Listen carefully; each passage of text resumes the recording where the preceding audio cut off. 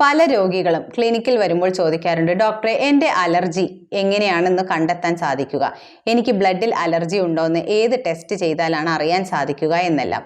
ഇതിന് പ്രധാനമായിട്ടും 2 ടെസ്റ്റുകളാണുള്ളത്, AEC അതുപോലെ IgE. AEC എന്ന് പറയുമ്പോൾ അബ്സല്യൂട്ട് ഈസിനോഫിൽ കൗണ്ട്, അതായത് നമ്മുടെ രക്തത്തിലെ വെളുത്ത രക്താണുക്കളായ WBC ഇതിൽപ്പെട്ട ഒന്നാണ് ഈസിനോഫിൽസ്. ഈ ഈസിനോഫിൽസിന്റെ അളവ് അലർജി ഉള്ളവരിൽ വളരെ കൂടുതലായിരിക്കും.